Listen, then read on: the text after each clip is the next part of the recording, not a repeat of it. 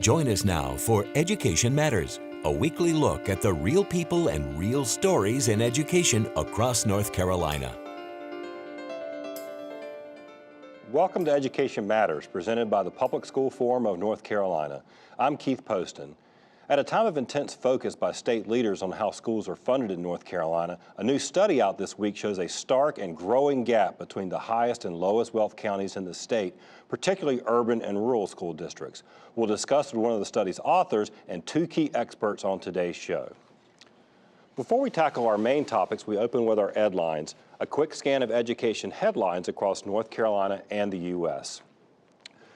The General Assembly does not appear ready to make changes to the K-3 class size mandate that has spurred calls for action from districts across the state, including a rally this past weekend in Raleigh.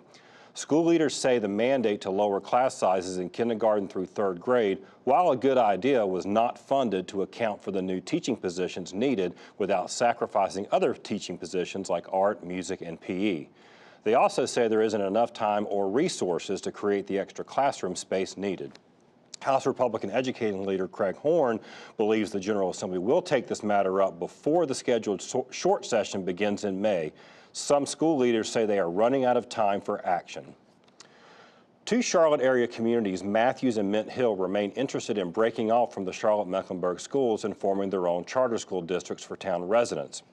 This, according to Representative Bill Brawley, a Republican House member from Matthews who introduced a bill last year to allow the two communities to operate their own schools.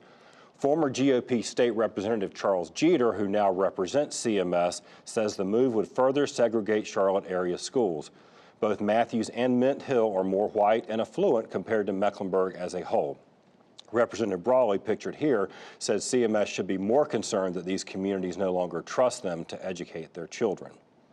Finally, while leaders in Congress have vowed to protect young dreamers facing deportation following President Trump's decision to end the Deferred Action for Childhood Arrivals program, or DACA, last year, a plan still hasn't materialized. Some immigration advocates are worried that nothing will happen before the March 5th cutoff. Immigrants affected by DACA were brought to the United States as children. The Washington-based Migration Policy Institute estimates that 250,000 students have become DACA eligible since DACA began in 2012, and that about 9,000 undocumented but DACA-protected teachers work in U.S. public schools. Remember, you can visit the Public School Forum's website at ncforum.org, click on Education Matters, and read more about each of these Edlines as well as other topics we cover each week.